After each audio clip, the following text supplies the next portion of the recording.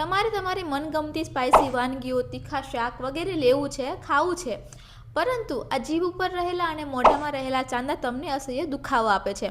પાણી પીએ ત્યારે પણ અસહ્ય પીડા થાય છે. તો ચાંદા પડવાનું કારણ શું હોય છે?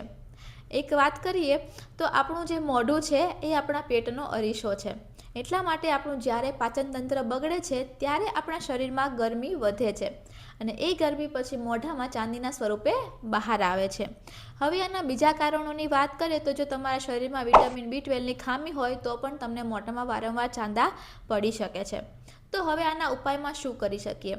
એક તો તમારે શરીરની કોઠા ગરમીને દૂર કરવા માટે રોજ વરિયાળીનું પાણી પીવું જોઈએ અથવા વરિયાળીનો શરબત લેવો જોઈએ. બીજું છે કે વિટામિન B12ની કમીને દૂર કરવા માટે દૂધ છે, દૂધની બનાવટોનો ઉપયોગ કરવો જોઈએ.